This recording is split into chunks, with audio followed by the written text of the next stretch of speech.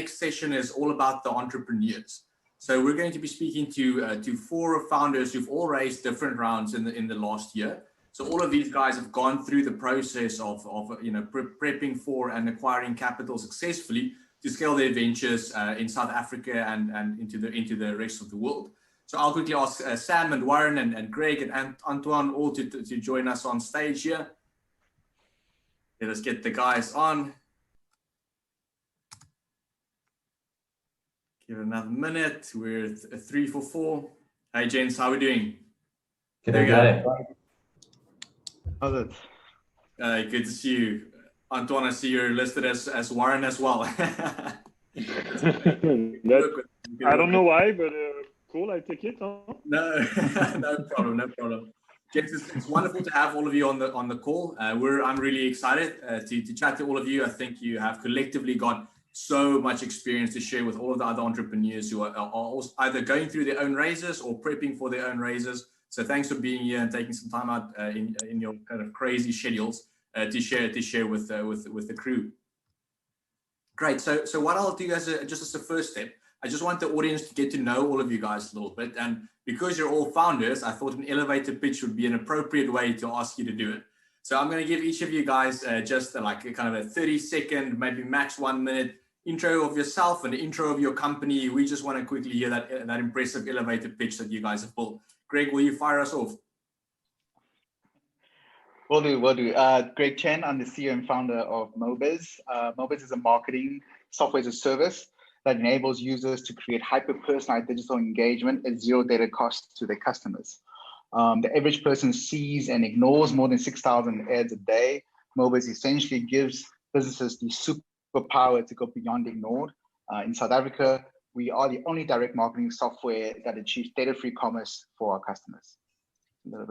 That is well practiced, so well done. Thank you very much for that. Warren, do you want to follow on that? Sure. Hi, everyone. Great to be here. I'm Warren Myers. I'm the CEO and founder of Aura. Aura is a technology platform which enables anyone to access the closest vetted on-demand private security and medical responder to their location anywhere using a connected device.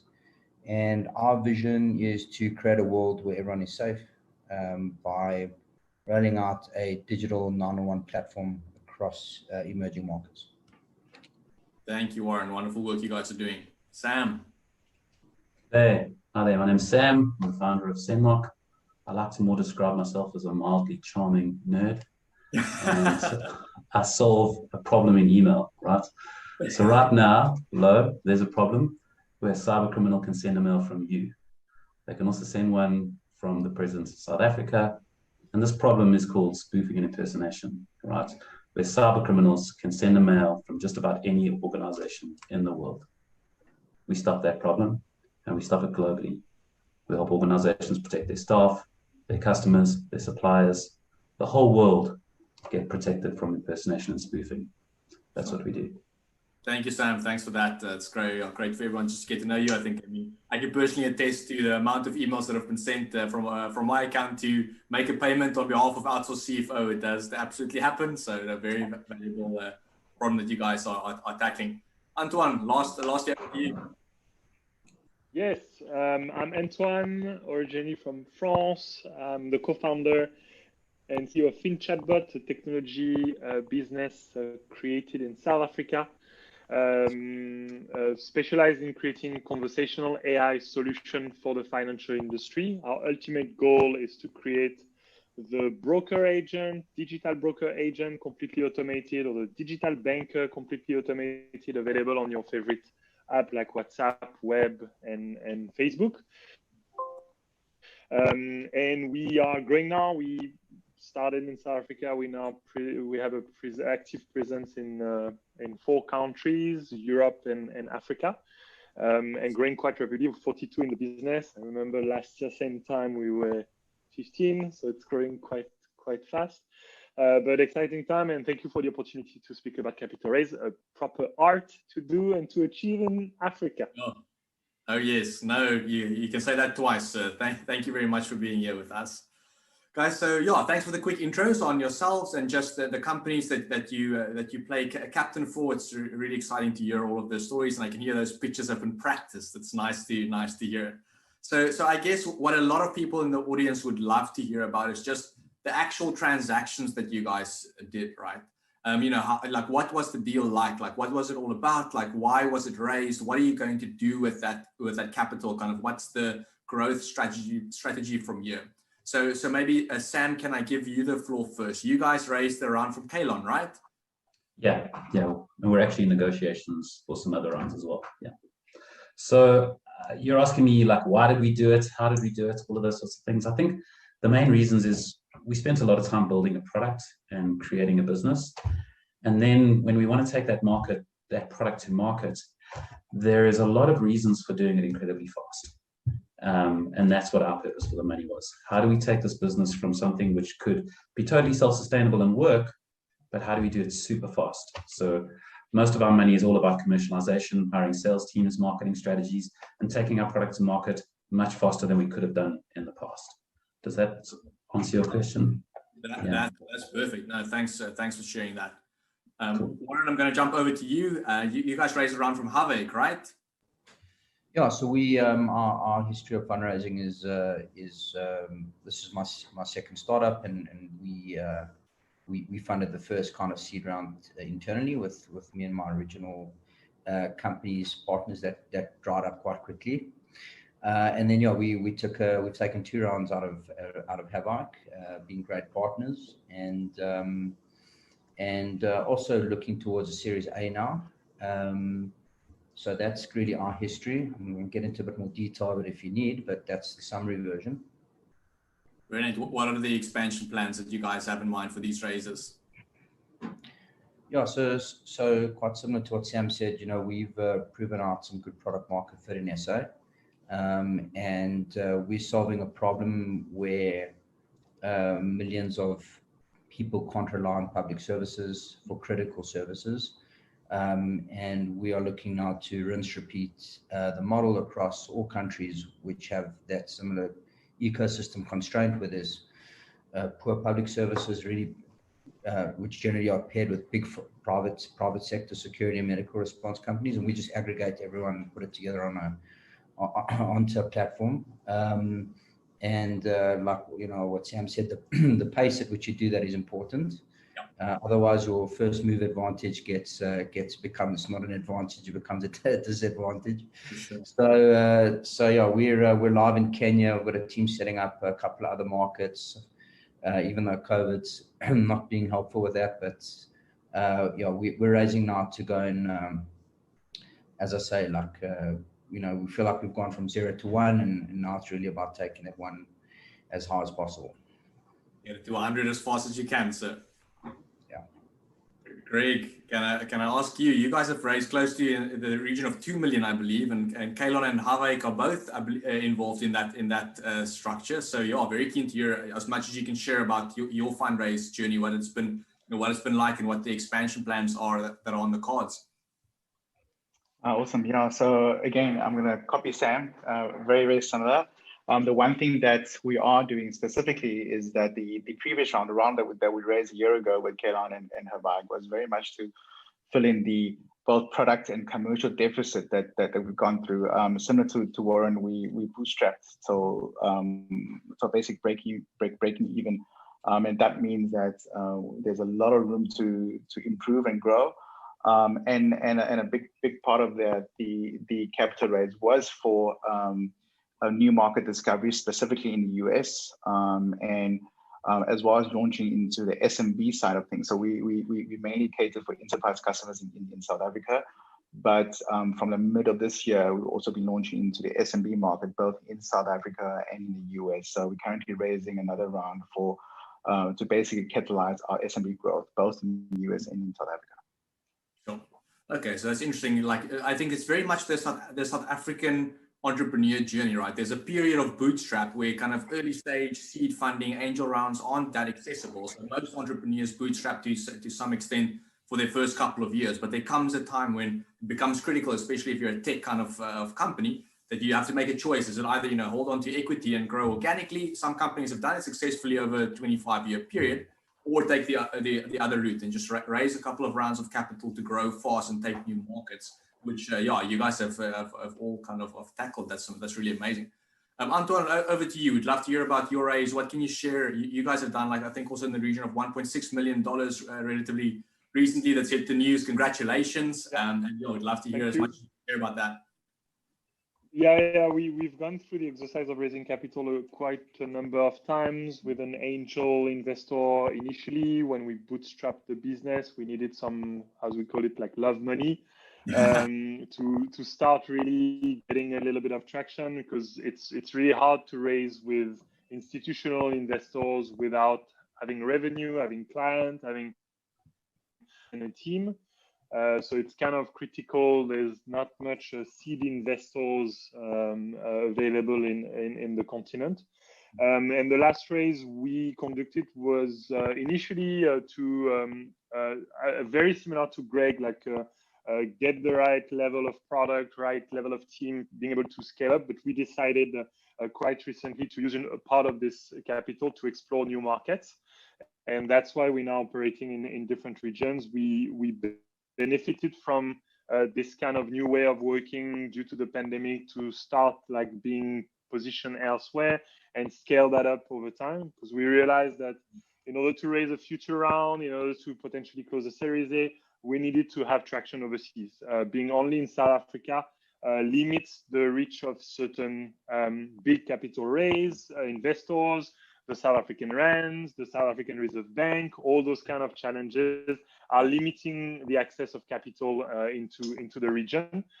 Therefore, it's a bit more challenging. So we're preparing our next raise by reaching to a couple of markets to show that we're not only a South African business, but we are a South African business with South African operations serving European clients, which is super exciting, because we are solving European problems with an African team, which is generally not the case. It's the other way around. Is Europe is solving African problems? No. Now we're doing the other way around.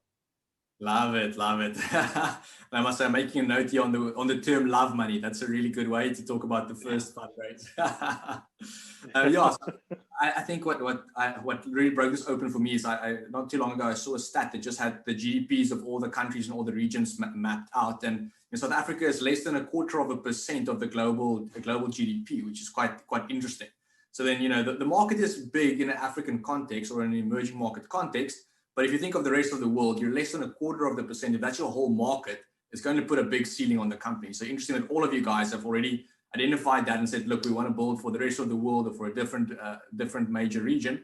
But we want to build from South Africa, because having your back office and your infrastructure here has a lot of advantages, especially from a cost and talent perspective. So it's pretty cool to see you guys do that. Sam, I just want to spotlight you for a second, because I've also done some reading on your previous ventures. So this is not your first time around, right? You've already built and sold a company previously in a pretty impressive deal. Are you able to share just a little bit about that, just for context for everyone? Which parts of that? I mean, growing that business was not only, it was a privilege and an incredible journey to build that business. And to be lucky enough to sell it and exit it, I think I was very fortunate. Truth be told, the people that bought that business, they got a good deal, and I think they're very happy with what was available to them. But a happy purchaser and a happy exit for an entrepreneur, that's a winning scenario, right? So I think that was excellent. I don't know. The interesting thing about that business was that was my first business. And there's a weird sort of thing about building a company out of your garage when you're still living at home with your mom. You just know so much less. Whereas a really phenomenal time to start a business is when you've got 10 or 15 years experience. So I'm just noting now in the second venture that I'm running, now that this is our second rodeo, how much faster and smarter we can do things, right? I used to say that the best time to start a business is when you're living with your mom, but I don't agree with that anymore. It's probably in like your late 30s. The problem is now you are usually a dad or a mom, and now you have to support kids. So the cost of running that whole thing is significantly more complicated. But still, what a gift to be able to have a second rodeo, another opportunity at building something great.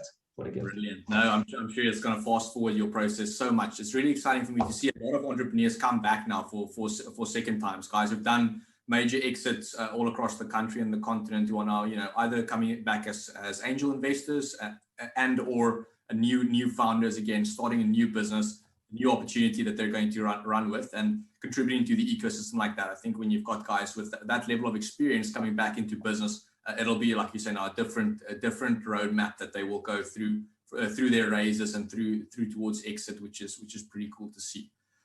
Guys, So if I could just say one more thing. One of the things that's been interesting about starting a second business is I really realized I am an entrepreneur, right? I like building businesses, right? And it's a phenomenal opportunity. So, we're also generally not that employable, right?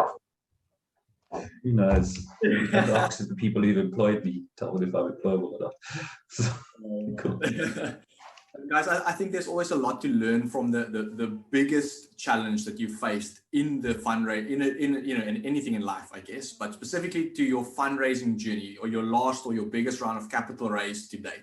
I would love for you guys just to talk a little bit about, what was that one thing that was really the big pain point, the really difficult thing you had to get through, or the biggest lesson learned from that process? Sam, can we stick with you?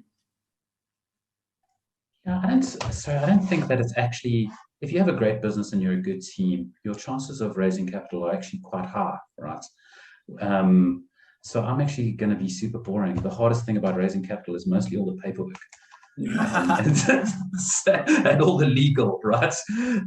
Everyone thinks it's pitching and meeting VCs. Yeah, that's hard, but you're talking about your business. I mean, what a gift to be able to stand in front of somebody and pitch your business to them. That's easy stuff.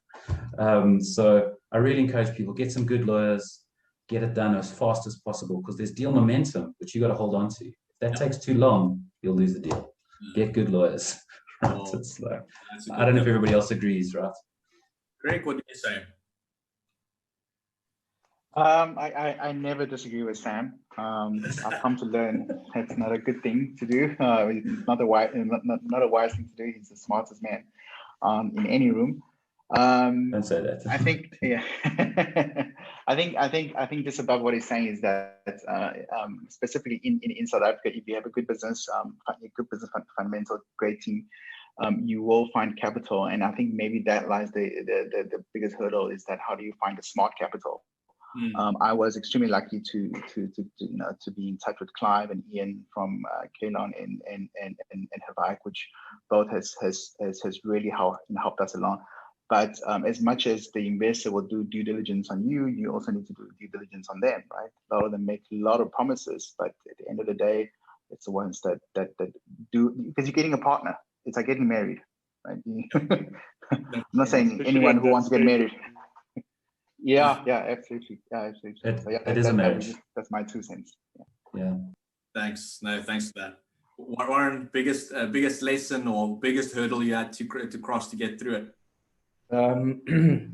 I'd say at the beginning, especially if you're building a technology product, you tend to fall in love with the product, and you're so in love with the product, it's like your baby. And investors don't care about that. They care about what problem you're solving. And I think that was quite a big mind shift to learn, is you don't go into an investor pitch and start showing how your platform works. They don't care. Well, they do care, but they care more about the problem you're solving in the eyes of the customer.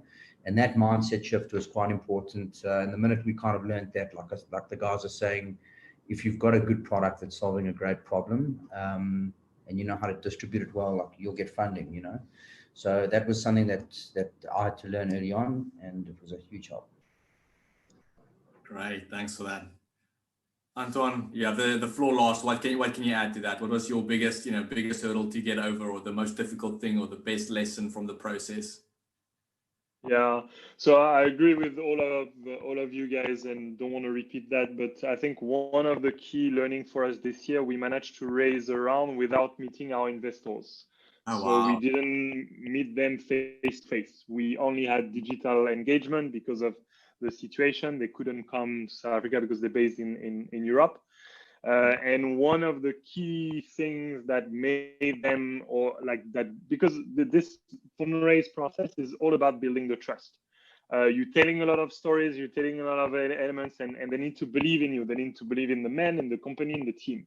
And one of the key things was the data room. So the quality of the data room that shows all the aspects of your business, that you track everything. Nothing is perfect at this stage of your business. You have a mess. It's part of the story. It's part of the growth. But the quality of the data room has helped us to gain the trust to complete the round in the middle of the pandemic. So if I can give one piece of advice, it's not something you build in a day. It's something you build on a consistent basis because you get better at it. And it's the snapshot that you take every month and you revert back to it. And when you raise capital and you meet an investor and they're like, okay, we're interested, you share already, we have a data room, can I share it with you? This is already okay. Those guys are already ready to engage on that level. They know what they're talking about, which is, yeah, that would be my big piece of advice for any entrepreneur looking at raising capital.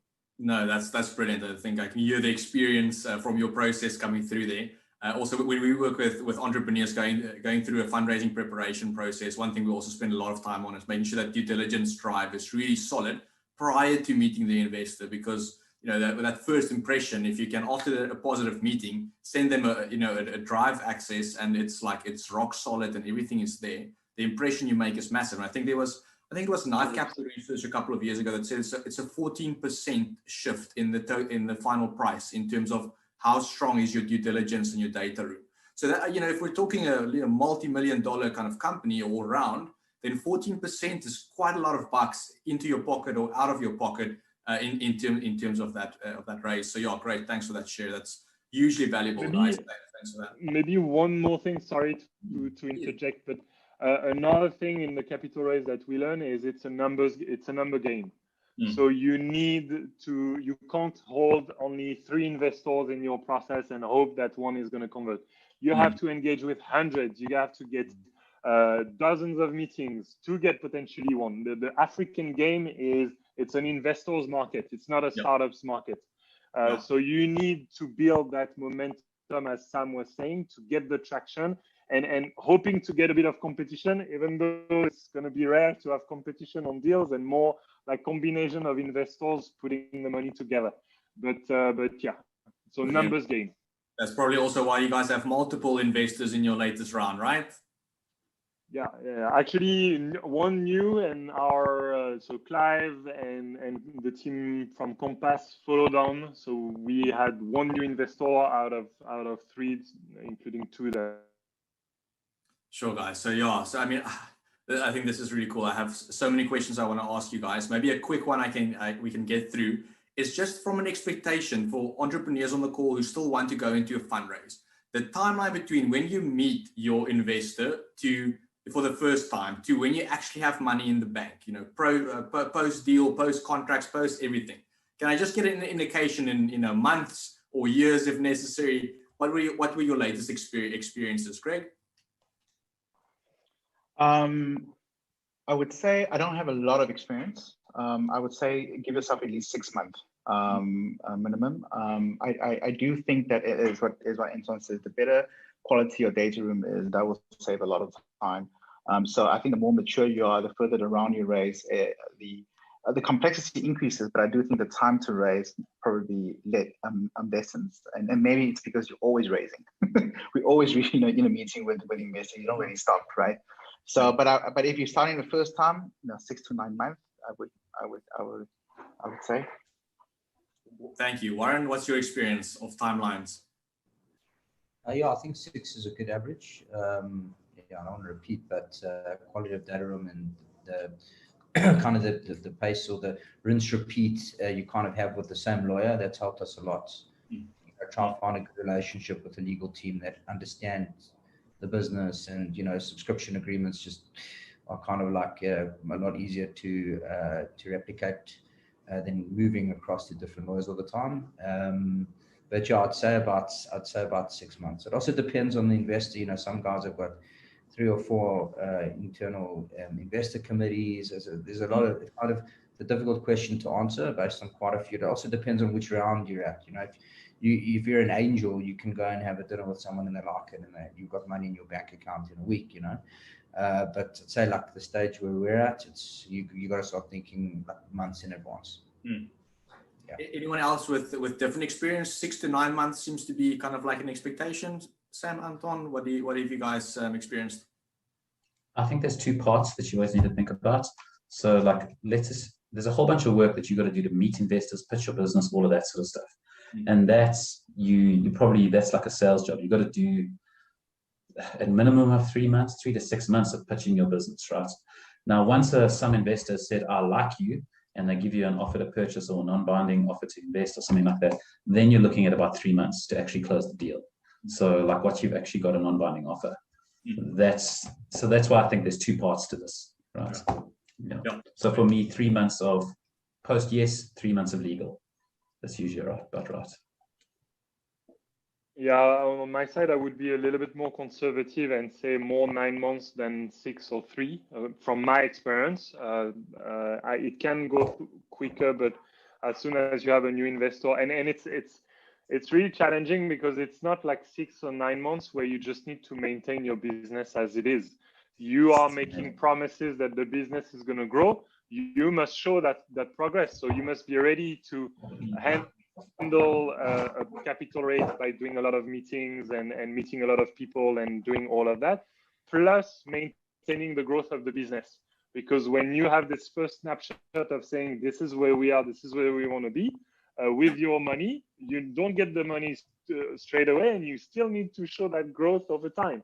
So it's quite, I would say I agree with you, Sam, in the like first engagement takes about 3 months to get a bit of traction, and then 3 to 6 months. Yeah, that's, so you need to be ready for that. Okay. Guys, thank you so much. Sorry, Sam, one last thought. Yeah, raising capital is almost a full-time job, right? So my partner does most of that part of the business, and I'm still out there selling, doing deals. Imagine if I wasn't selling, doing deals, exactly what Anton says, much less likely to get investors. So don't forget that somebody's going to be working on it all the time. And it's important to think about that in terms of how can the rest of the company run, right? Especially if you're only 1 or 2 founders in the business. Sure. Yeah.